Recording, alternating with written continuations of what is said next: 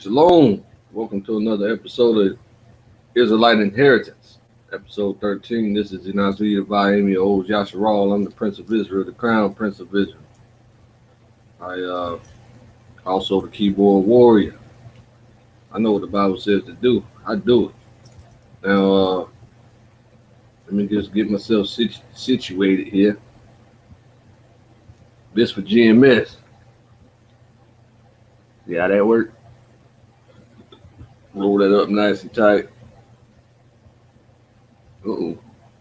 Got me a gnat in here. He must think I'm musky or something. I smell like juices and berries. Okay. On today's show, we're just gonna continue with the material, the educational materials that we are studying in order to learn how to form a government properly for the nation of Israel. In order to control and run anything in existence, you're going to need resources. Resources can be kind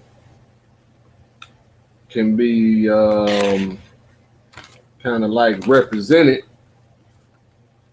by paper. Paper is getting ready to go out of existence as a substitute for resources. That's what's going on now because the world powers have already, hijacked Solomon's resources, which is in the amount of 800, followed by 303 zeros worth of gold, diamonds, all other precious gems, art, and other heirlooms of Israel. So our goal is to prove to these world powers that Israel is mature enough to run their own nation.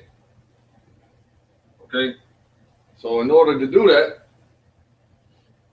we have to do work.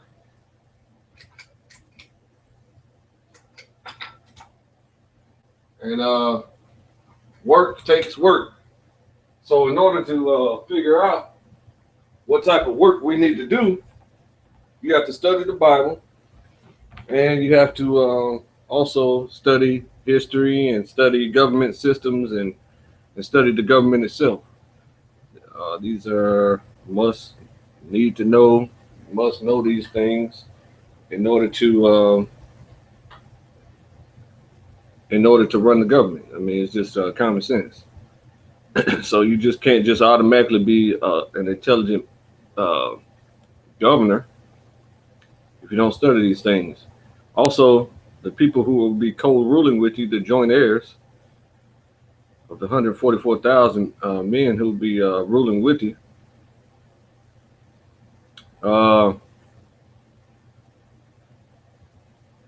they have to know how to run a government as well, because the various tribes. So it's 18 bloodlines, right? So you're gonna have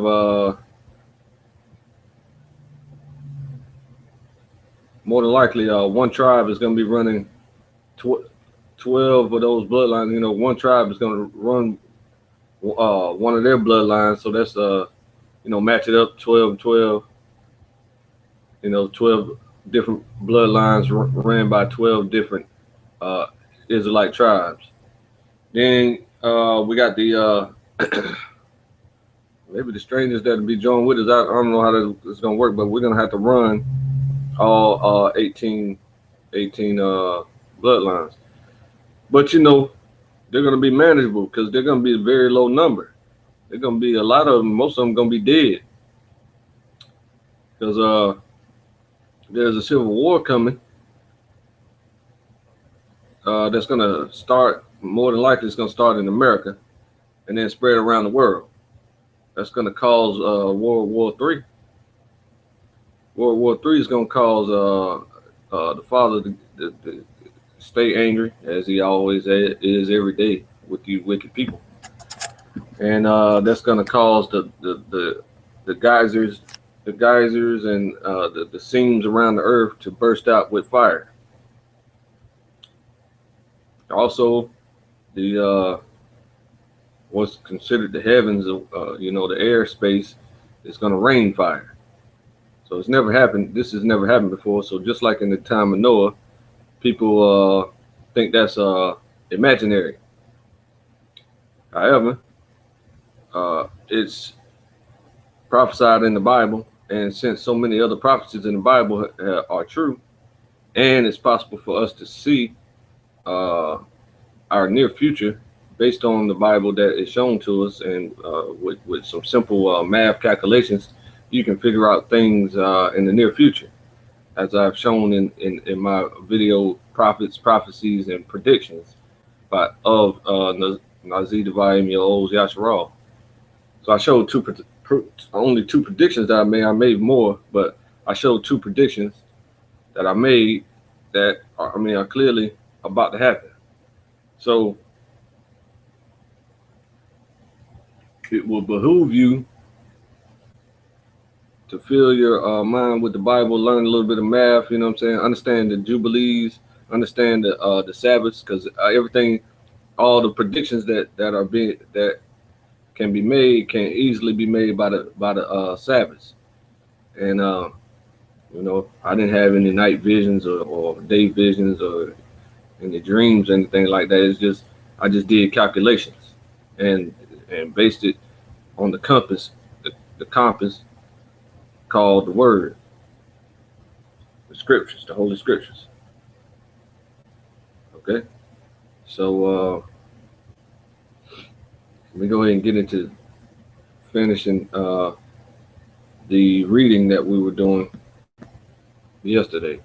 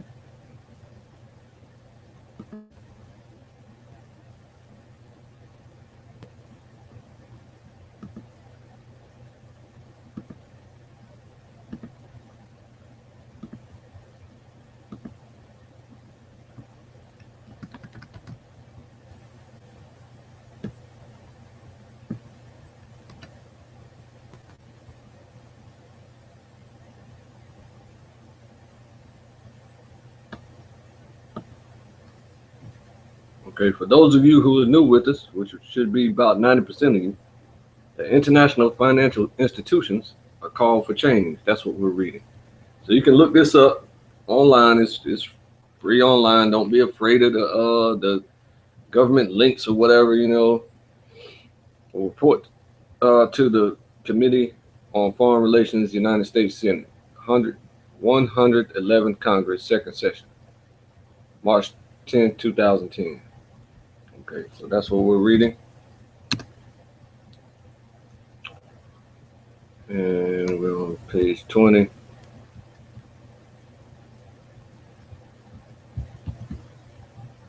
Okay, and hearings.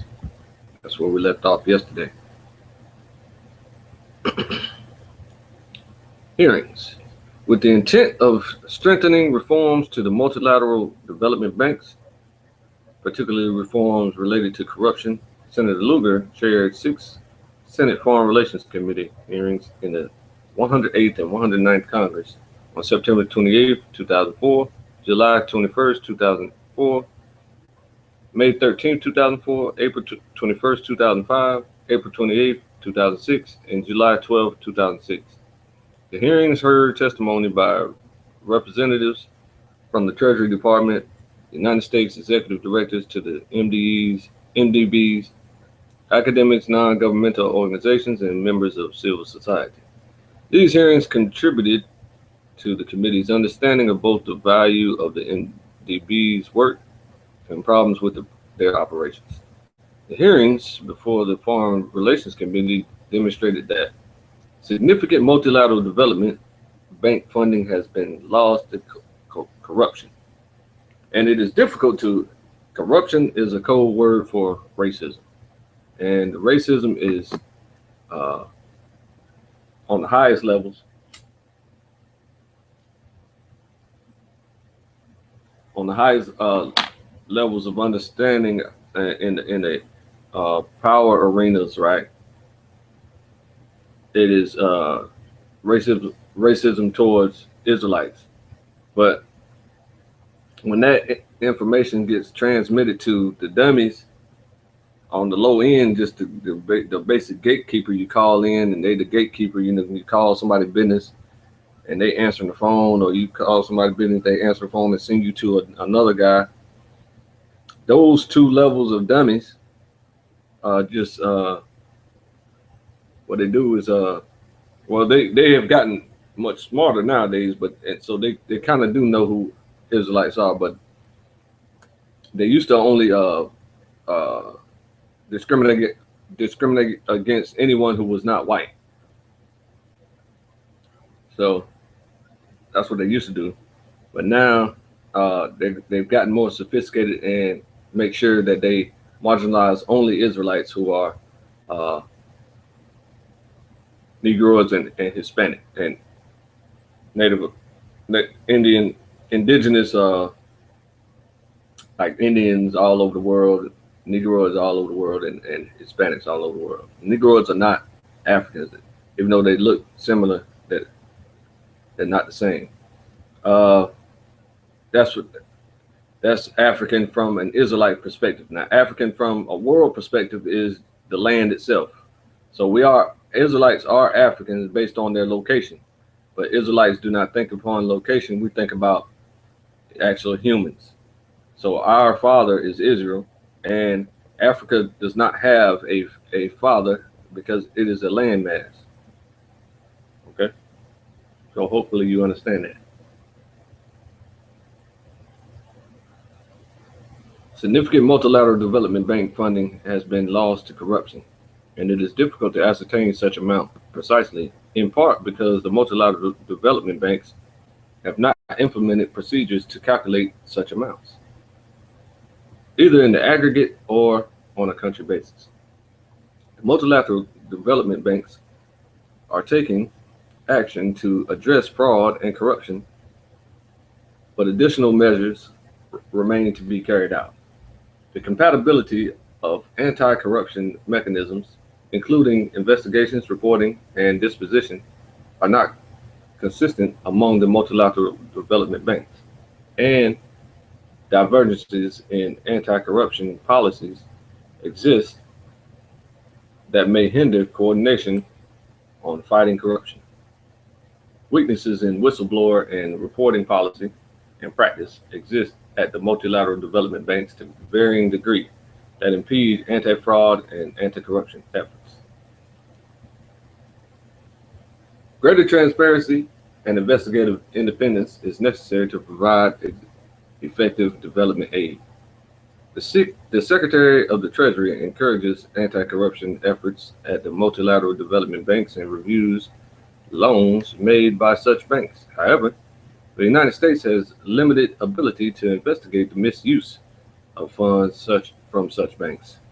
And in some cases, the countries bearing the cost of prosecuting corruption related to the multilateral development banks are the countries that can least afford such costs. For example, The government of Lesotho incurred considerable expense despite competing priorities, such as those arising from an HIV/AIDS rate of more than 25% in that country, to investigate and prosecute fraud and corruption related to a project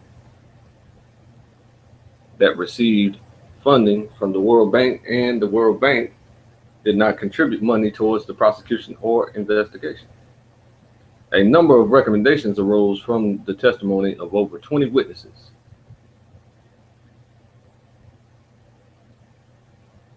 These include establish an international auditing body responsible for rooting out corruption and waste at all MDBs, reform the pressure to lend incentive system in the MDBs that emphasizes lending volume, not effectiveness. Re-examine legal immunity for employees of international organizations. Develop best practice procurement procedures for use by all the MDBs. Strengthen whistleblower protections. Automatically disclose bank-imposed sanctions of contractors and individuals. Establish mutual recognition of blacklists across all MDBs. Okay, now I'm gonna stop here because I'm trying to remember something that we were taught in the series already.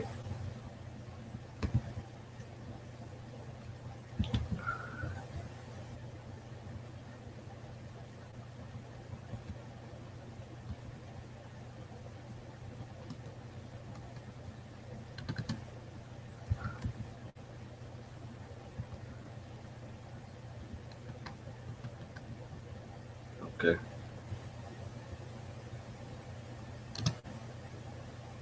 I'll find it later.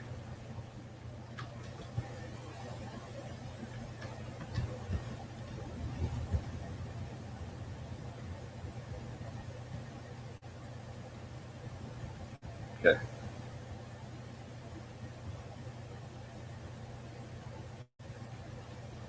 Legislation. The S1129. Okay. The S1129 means a Senate bill. S stands for Senate. 1129 is the number of the bill. The hearings also formed the basis for the Development Bank Reform and Authorization Act of 2005, which was approved unanimously by the Senate Foreign Relations Committee. The full text of the bill is in Appendix 7.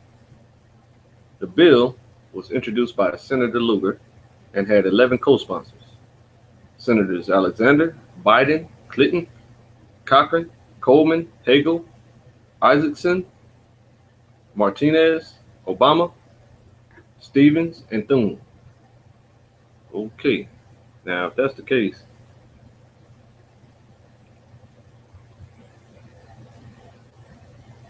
then we might need to investigate that. I'm gonna write that down. So hopefully you have your pen and paper handy to take notes. I'm gonna write down Senate Bill 1129, and also which is Development Bank Reform and Authorization Act 2005. Okay. Significant portions of the bill became law in November 2005 in H.R. 3057. You want to write that down too. H.R. means House of Representatives, and 3057 is the number of the bill. It said it became law, though. Large portions of it. With passage of this legislation, Congress made a strong statement that it recognizes the critical role of the MDBs in achieving development goals around the world, but also that the operations of these banks must be transparent, efficient, and free from corruption.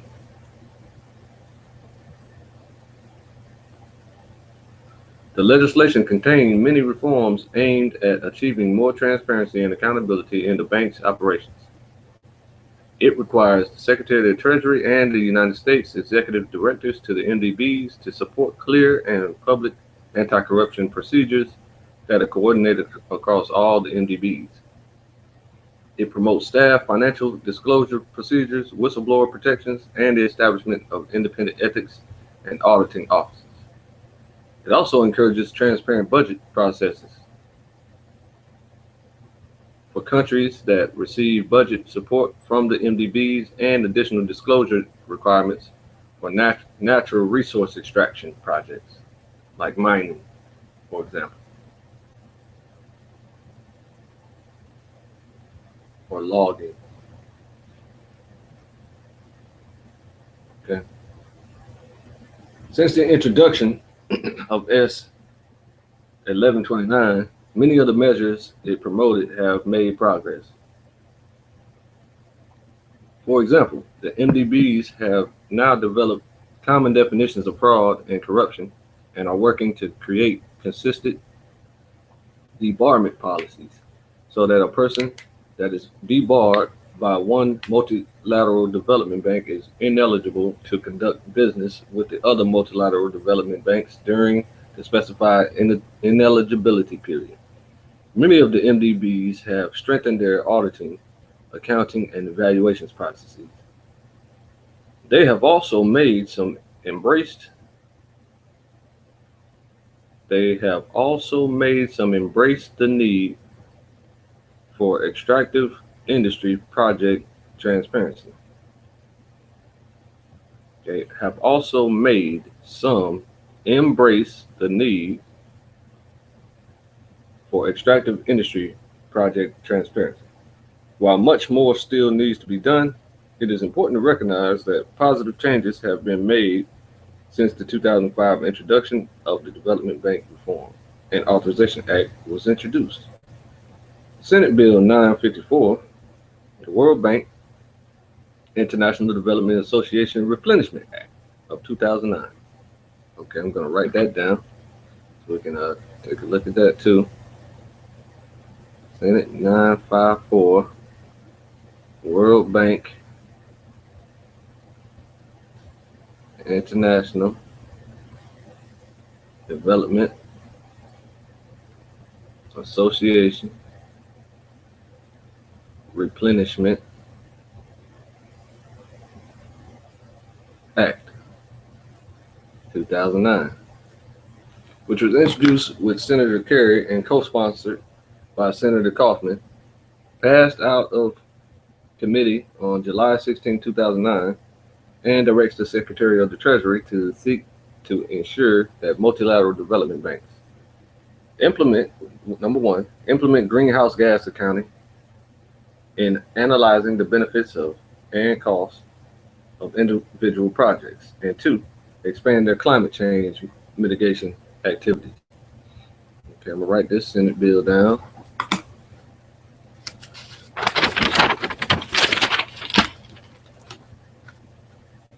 S955, African Development Fund Replenishment Act 2009, which was introduced with Senator Kerry and co-sponsored by Senator Kaufman, passed out of committee on July 16, 2009, and directs the Secretary of the Treasury to, number 1, seek to ensure that each multilateral development bank discloses to member countries the bank's operating budget, including expenses for staff, consultants, travel, and facilities. Number 2, require that the U.S. Executive Director of each multilateral development bank use U.S. influence to ensure that the bank endorses and integrates the principles of the Extractive Industry Transparency Initiative. That's what I was trying to remember earlier, the extractive, because they have a blueprint that we need to implement into our nation as well. to the governing of our nation.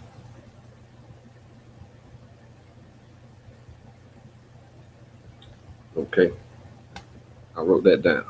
Number 3, submit related reports to Congress. Amendments to H.R. 2346 and H.R. 1105. Provisions suggested by Senator Lugar that were included in H.R. 2346 require the Secretary of the Treasury to ensure that the multilateral development banks make timely public disclosure of their operating budgets, including expenses for staff, consultants, travel, and facilities. Senator Lugar offered an amendment to H.R. 2346, which was included in H.R. 1105 and co-sponsored by Senators Leahy and Kerry, that will require standard public disclosure of documents of the IMF presented to the Executive Board of the Fund and summaries of the minutes from board meetings, as recommended by the Independent Evaluation Office, not later than 2 years after the document was presented or a meeting occurred. It also directs the U.S. Executive Director at the IMF to promote, number 1, transparency and accountability in the policy making and budgetary procedures of governments and members of the fund. Number 2, the participation of citizens and non-governmental organizations in the economic policy choices of those governments. And number 3, the adoption by the U.S. governments of loans, agreements, or other programs of the fund through a parliamentary process or other participatory and transparent process as appropriate. Now, I want to add here that all these recommendations are improvements to banking. Banking already works well, and they evaluated the banking process that was created by USHERs with the Babylonian Talmudic mind frame, and what they did was create a system that was oppressive, that is oppressive, and that caused a colossal debt for the banking industry. Okay, so the entire world is in colossal debt. You see, so by implementing these recommendations to our bank, that automatically puts us on a superior level than the USHER's banks. Now, these recommendations are clearly come from a service mindset instead of an oppressive mindset. So that will be our incentive for implementing these recommendations to our bank, and it automatically puts us on a higher pedestal than the USHER's banks who are in tremendous debt and who are about to collapse and fall. So they're all going to be raided and invaded in the war, in the final World War, and they're going to be defunct. They're not going to be utilized in the future. So the various nations are going to implement these strategies themselves, because what they're trying to do is get the power to print money and issue money. They're trying to get that back from the banks who hijacked that back in 1933. They're trying to get that back to the various treasuries of each country on Earth. So that's why the BRICS nations are joining together to take back the rule of law, because it's the law that the treasury of each country, each particular country, is supposed to print and issue money for their particular country. So that's what they're trying to do. and they will be successful. The one world government will be successful, and the Christ mentality will overthrow the satanic mentality. Okay. Senate Bill 2961, the Haiti Recovery Act of 2010. Let me write that down. Senate 2961, Haiti Recovery Act 2010.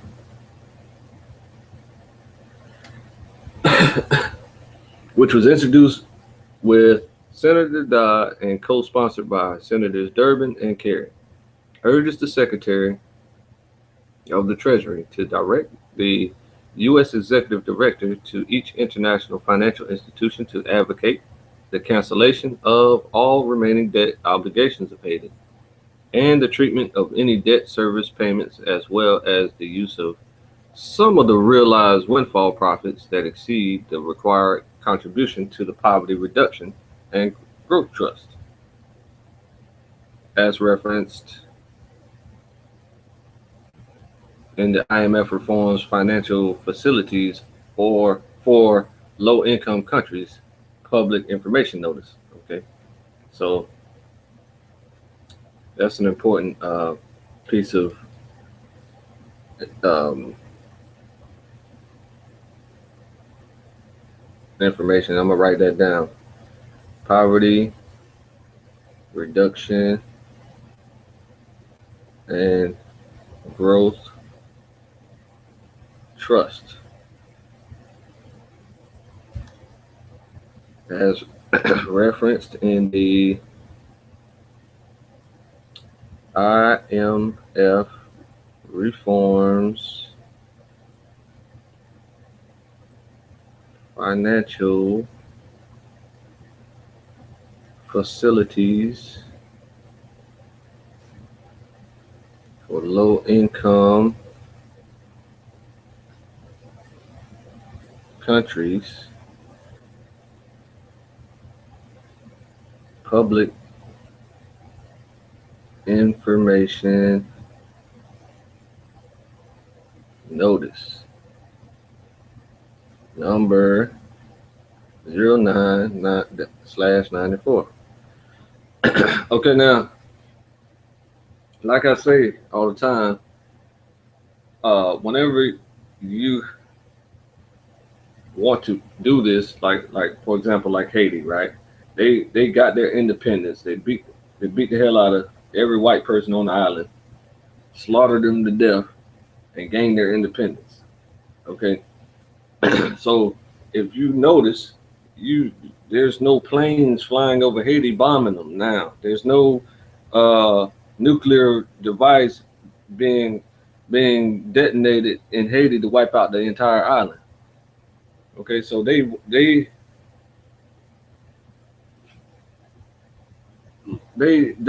don't care if you have your own independence and own country.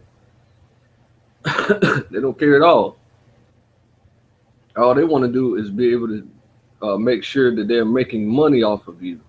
So since our mentality is service, okay, I mean, the way we're going to be running our government is not going to be everyone serves us. We're going to be serving everyone. And that's going to be very easy to do with us, with our inheritance, our physical inheritance of the vast amount of wealth. So we're going to be serving everyone. They're going to be making money off of us, and we won't have any issues with people. They won't have a reason to envy us and try to fight us at all. That's why the Bible says that they're gonna beat their weapons into plowshares and just start growing food, so that dumb people like Monsanto can go out of business. Okay, from the ongoing sale of 12,965,649 ounces of gold acquired since the Second Amendment of the Funds Article of Agreement to provide debt stock relief, debt service relief, loan subsidies, and grants for Haiti. Investigations and reports. Site visits.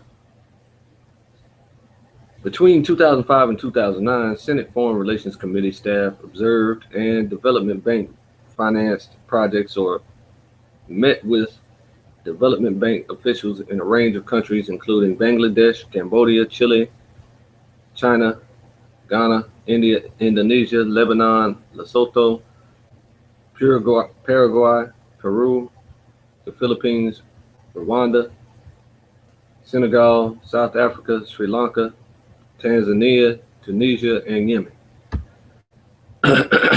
So that's what you see in the TPP.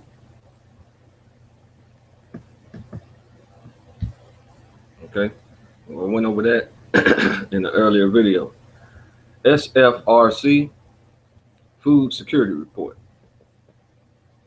In the February 2009 staff report entitled Global Food Insecurity, Perspectives from the Field, Senate Foreign Relations Committee staff asserted that the international donor community must come together at the country level to better coordinate aid activities, starting with agreements on development principles and working with host governments to adhere to national development plans. SFRC Extractive Industries Report.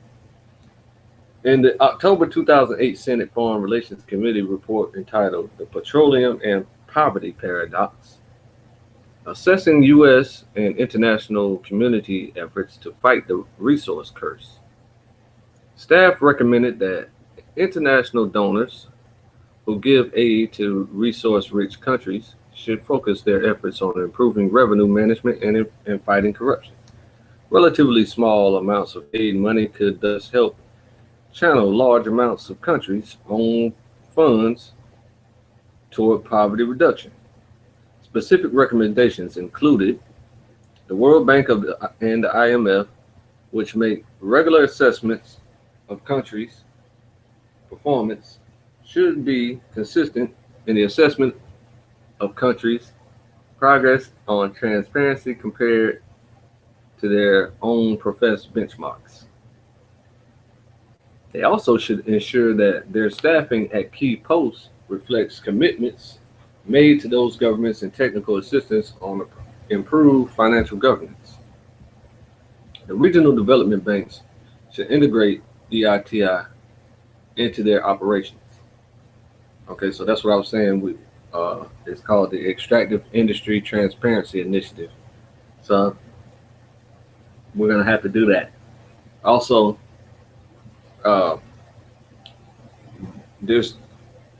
our strategy will be to focus on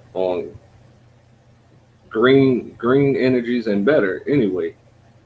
So, just like right now, the world is going green and they're harnessing the power of the sun and installing solar panels everywhere right now as we speak in order to make that a reality. And there's a big tech savvy billionaire who's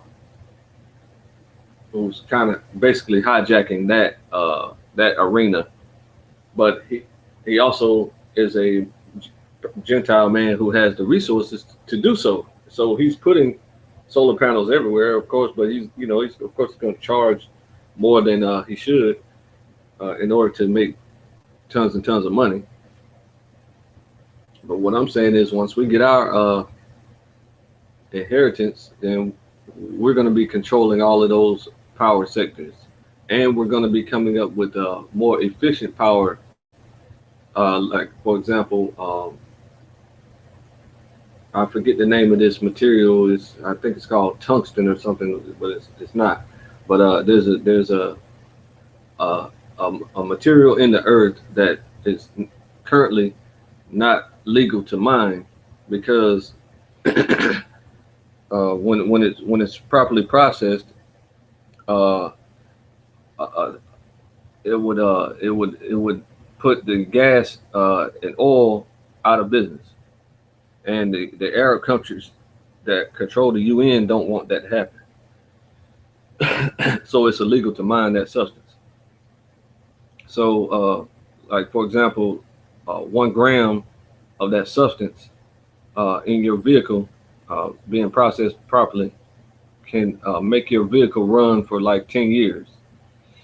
So right now it's illegal to mine that. But once we come into power, we're gonna free up that mining that, of that material. Also, like the Tesla technologies and things like this are going to be commonplace. We're going to put those things into place as well, and we're going to improve it and get some smart little girl, 12-year-old girls who know how to, who are basically geniuses, to tell us how to make it work correctly. So see how that works.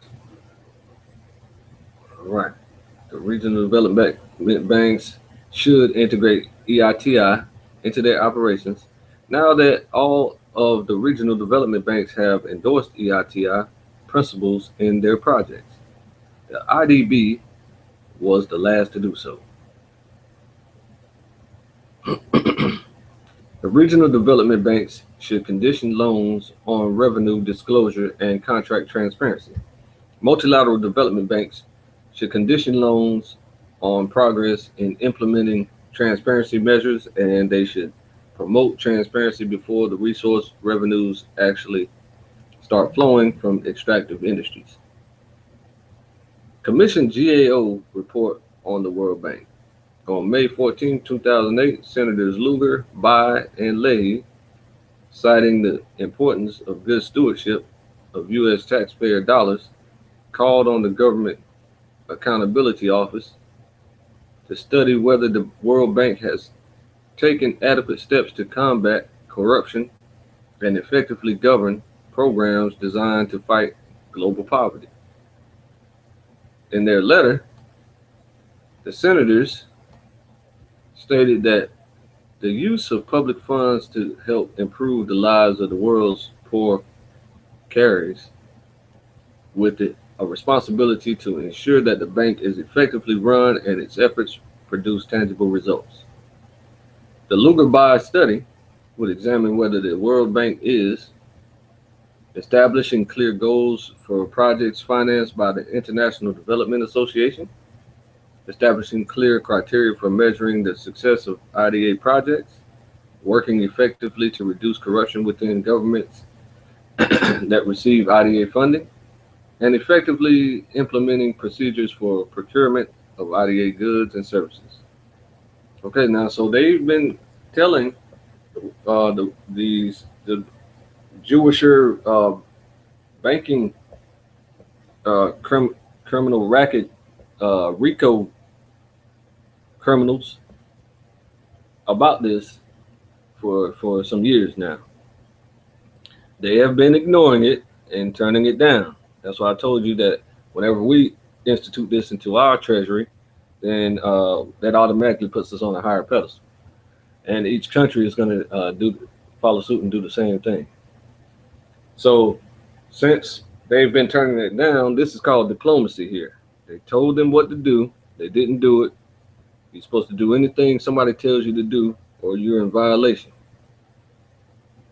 Okay? So that's what's happening. Now they're in violation of not doing what God told them to do, and now they're about to feel the wrath of God.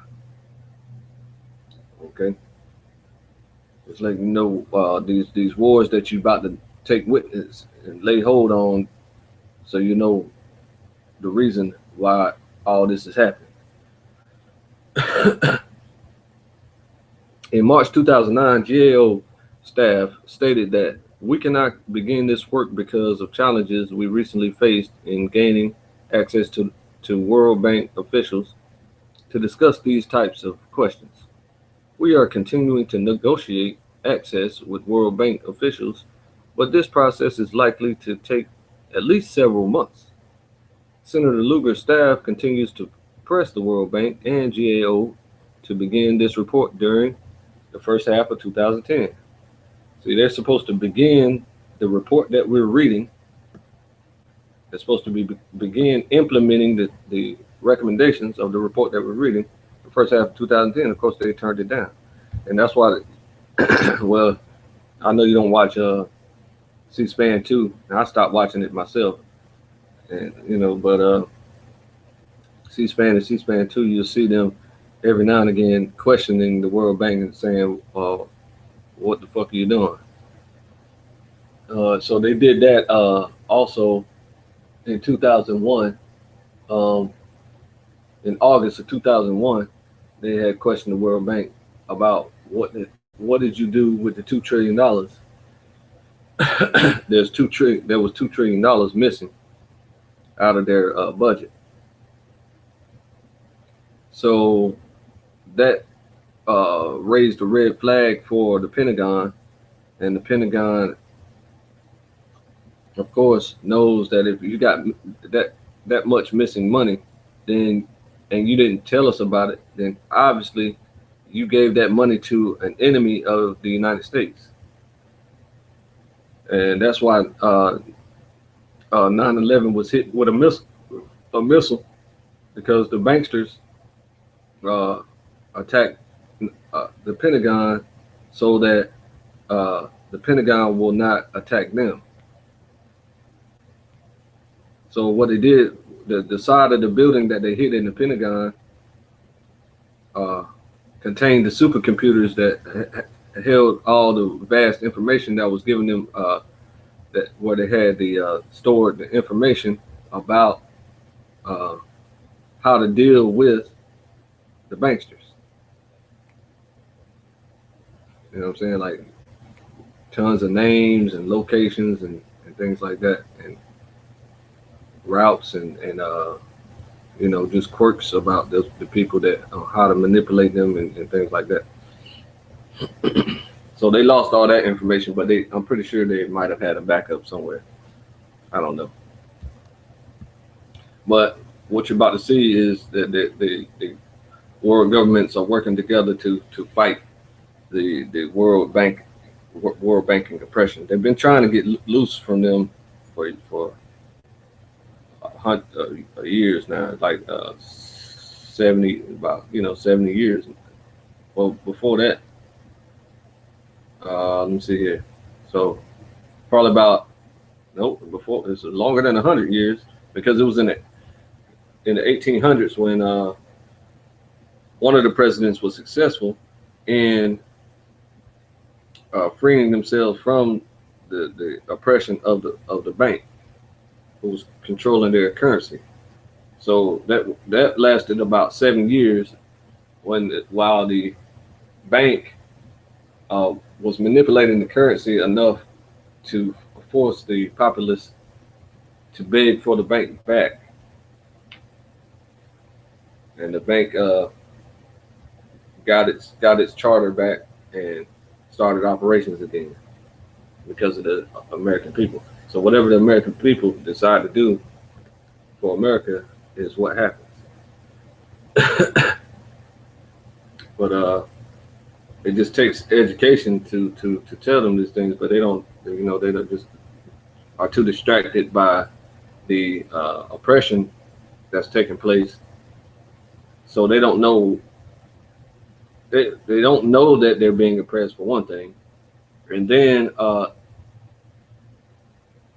they spend all of their time trying to figure out how to get food on the table and how to become wealthy, so they don't have to worry about the survival mode that they're in now. But most people don't make it to that wealth area, and so just like a basketball player or football player, they spend all their time, their youth, their childhood, their teenage years, their high school years, their college years, spend all their time practicing their something that will allow them just enough money to be so they won't have to be in a survival mentality, a survival tactic. You know what I'm trying to say. Stop it. Okay, so that's the same thing that happens with any other field, like a woman who decides, or a man who decides to they want to be a lawyer when they grow up. So they spend their whole lives in school and spend all their time focused on that, and they're basically worshiping that. So instead of filling your mind with the Bible, you filling your mind with the law. The law. You want to be a lawyer, you're gonna fill your mind with the law and cases and stuff like this, so that whenever you get out of college and get those credentials, then they will give you just enough money to alleviate the pain of being in survival mode and growing up, poor.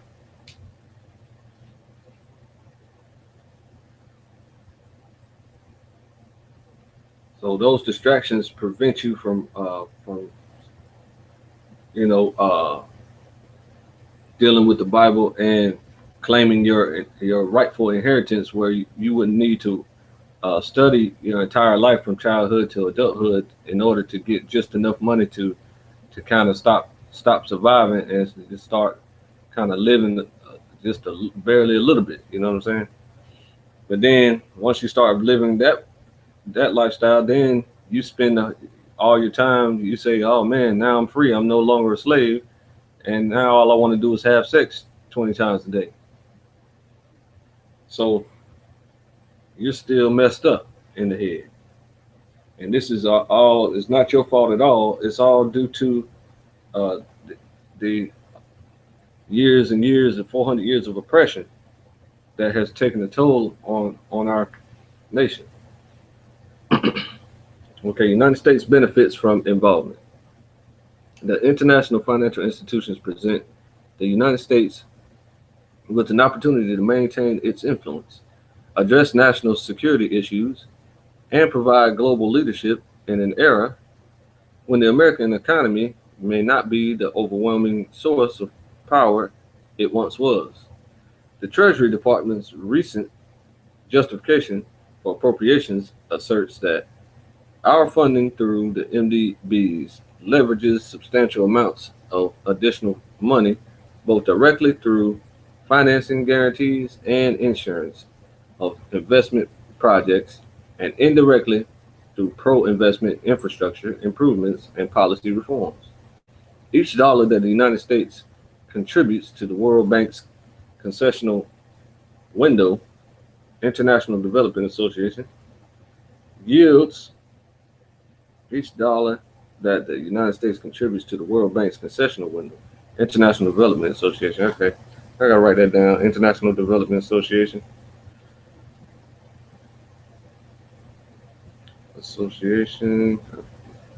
Okay, that is the World Bank's concessional window. So each dollar that the United States contributes to that yields $11 of grants or low interest loans to developing countries. See that? And each dollar contributed to the World Bank's regular lending window. Okay. The International Bank for Reconstruction and Development, okay, is the World Bank's regular lending window.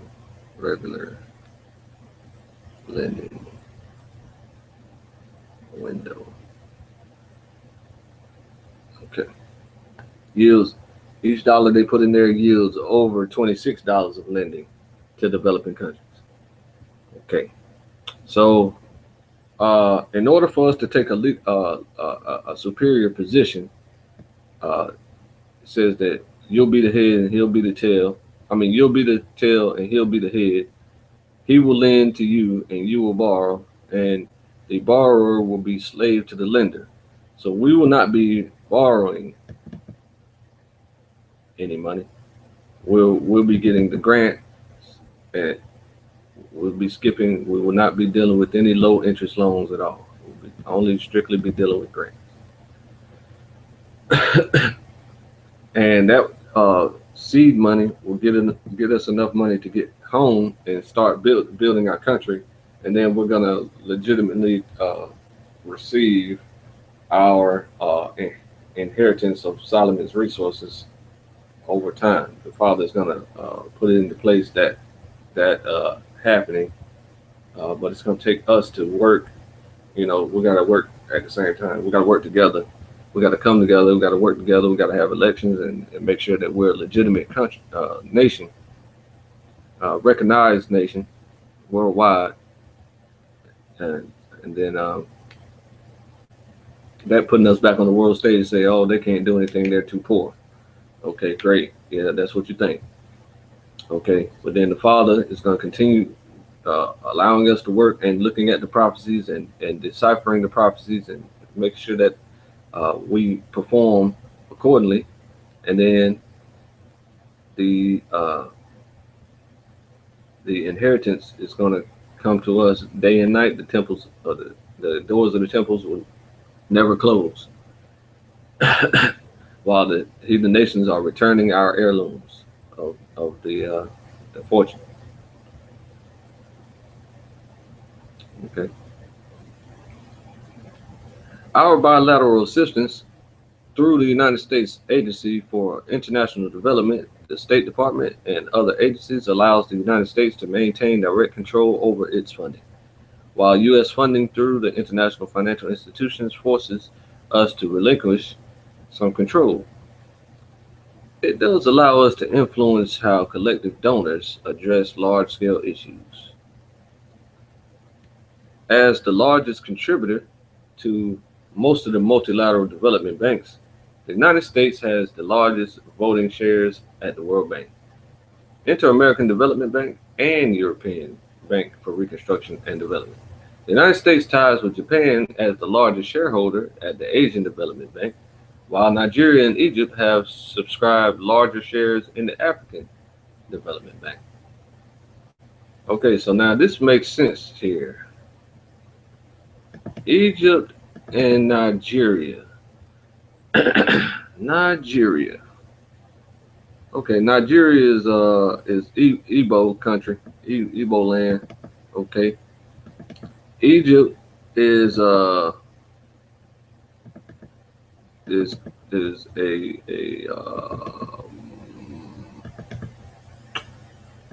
ally.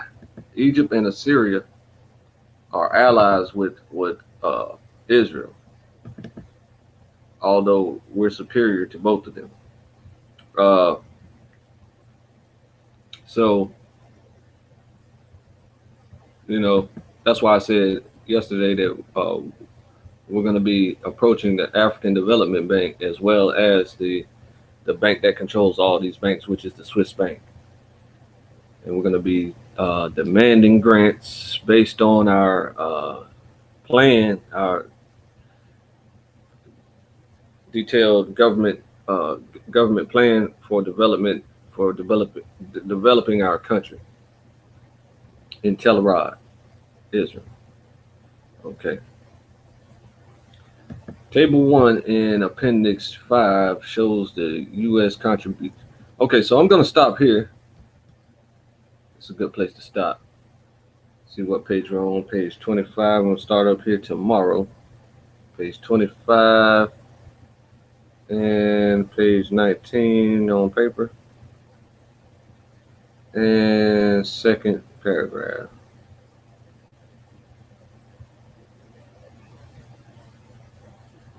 So weigh in on the subject, become a part of your government, help set up elections. We're going to need volunteers to help set up the elections all over the country. and do the counting and things of that nature. Oh, well, the elections are worldwide. Excuse me. So if you're in Britain, or if you're in Nigeria, or you're in South Africa, or you're in Burundi, or Ghana, or if you're in Israel, or if you're in Indonesia, any Asian country, if you're in Russia, if you're in any European country, if you're in Australia, if you're in any country in the world, and you have figured out that you don't realize where your homeland is, you might be an Israelite. So you need to contact me, and then I can tell you whether or not you're an Israelite. It's very simple to know.